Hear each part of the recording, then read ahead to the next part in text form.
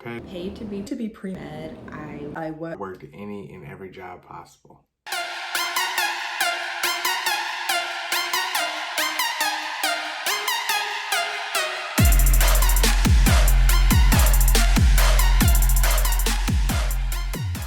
Everyone, this is your host MÍtalks, and welcome back to the NSSR, where we're encouraging you to run your own race to medicine one day at a time.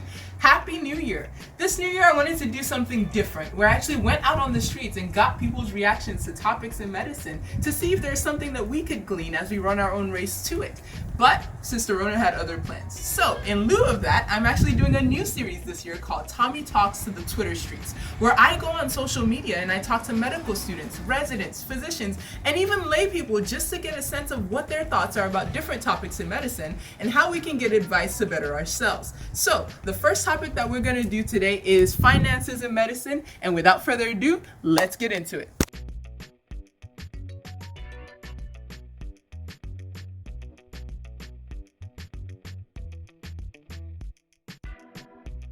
I worked any and every job possible.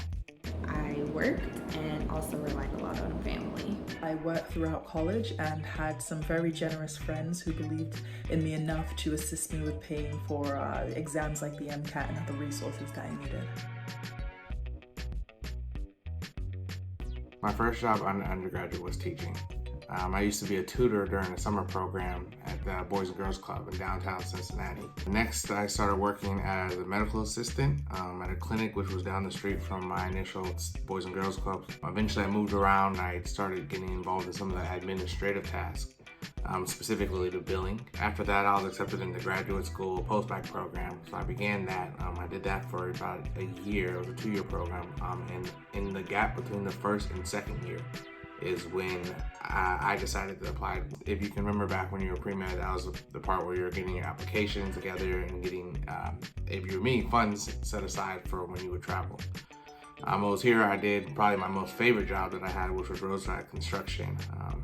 Hard job, long hours, but the job, it paid well. And it was because of that job that I was able to go to medical school. I worked a number of jobs in college. My first one was as a conference assistant, which is basically a resident assistant, but for groups that come onto campus over the summer for conferences. I then went on to work as a resident assistant after that, the following year. I also worked as a front desk agent at a hotel, and then my last job prior to entering medical school was as a medical scribe in the emergency department. Funny story is that I also applied to be a janitor at the medical school associated with my undergrad. Not only did I just need a job, but I was hopeful that my presence on campus would give me the opportunity to talk to members of administration or people who may see my application and consider me for interviewing or matriculation. When I was an undergrad, I worked as a student research assistant. After I graduated and was taking the MCAT again a couple years later, I was working as an ER scribe, which was a good application booster as well. And then I was also just working in retail at my local outlet mall to make some extra money.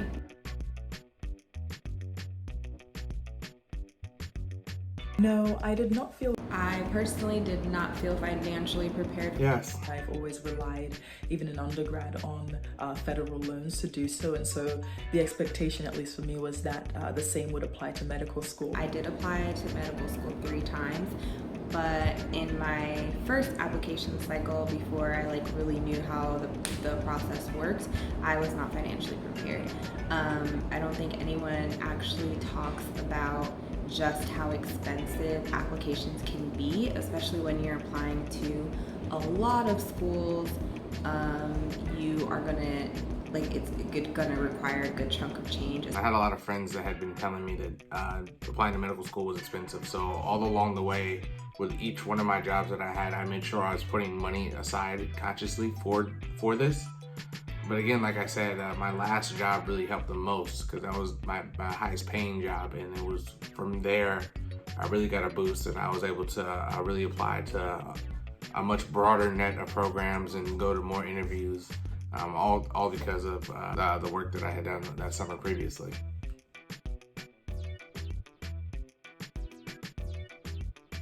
The most expensive part was paying for the MCAT itself.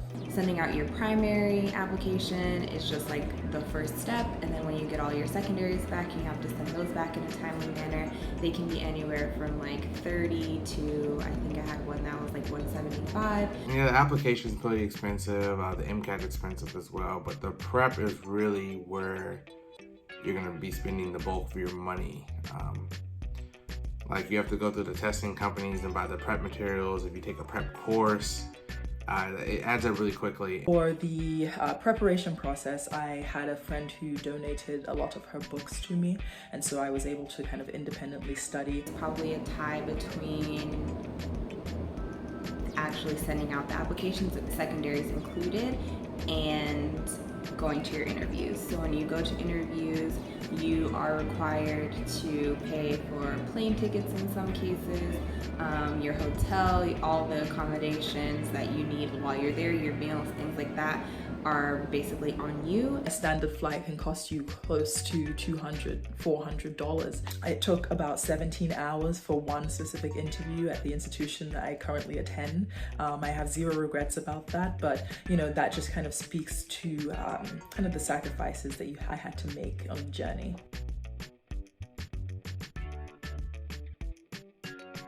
Yes and no. I was about as prepared as you could be for, 20-something-year-old kid, chasing the dream of becoming a physician.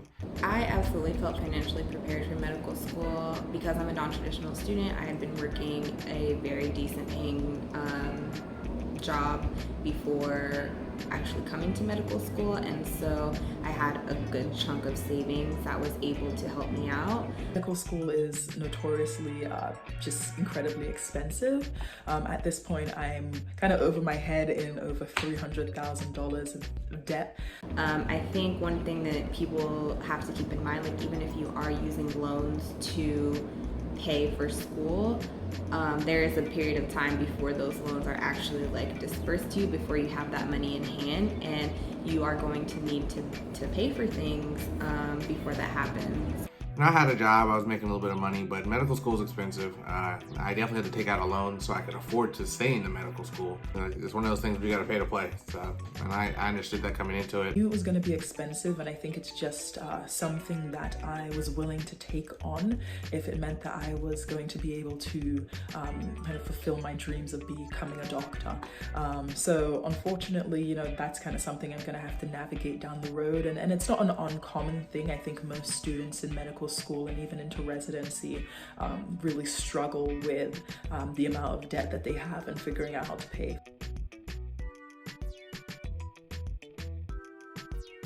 One piece of advice I'd give myself about financially preparing for medical school: Save. Save money.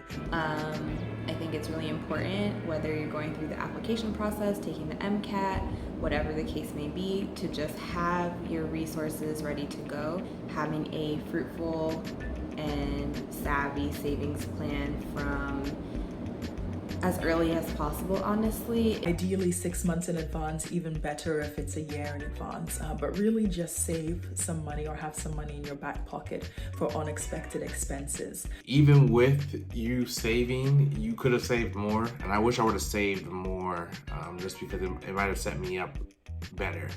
In medical school though, my biggest advice is, hey, you have to pay the loan money back, and usually it's going to be more than what it was when you took out. So remember that. When you're requesting a loan, that you're paying all that back and then some.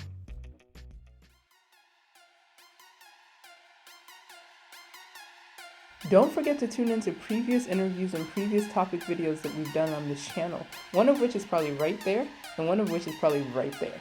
Definitely subscribe and turn on your notification for more information.